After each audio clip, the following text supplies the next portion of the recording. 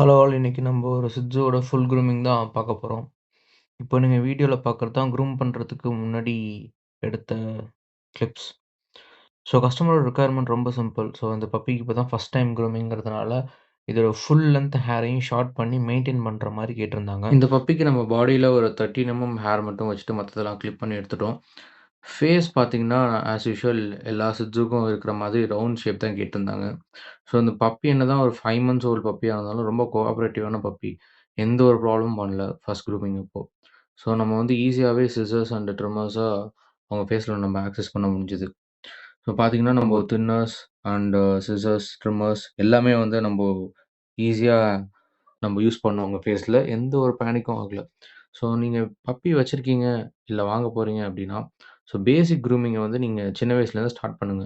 Start பண்ணா மட்டும் தான் ஒன்ஸ் க்ரூமரோ இல்ல ஒரு வெட்டனரியன்ஸோ வந்து ஃபேஸ்ல கை வைக்கும்போது, பப்பி வந்து அத அலோவ் பண்ணும். 2வது எந்த ஒரு பேனிக்கும் ஆகாம இருக்கும். ஸோ ஃபர்ஸ்ட் க்ரூமிங்ல நடக்கிற ட்ராமா பார்த்தீங்கன்னா, நெறைய பெட் ஓனர்ஸ் வந்து பார்த்துருக்கலாம். ரொம்ப பயந்துரும் பப்பி. இல்லன்னா க்ரூம் பண்ணதுக்கப்புறம் 2, 3 நாள் சாப்பிடாது.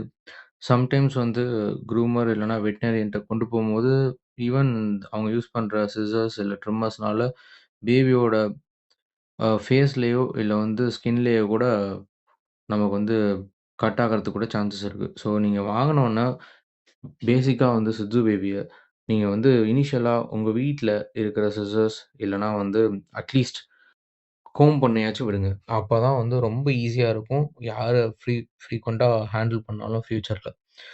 ஸோ இந்த பப்பி வந்து நம்ப ஏற்கனவே ஃபர்ஸ்ட் பாத் நம்ம தான் போயிருந்தோம். ஸோ அதனால ஆஃப்டர் 5 மந்த்ஸ் கழிச்சு இது நம்மகிட்ட ரொம்ப கோஆப்பரேட்டிவா இருந்தது.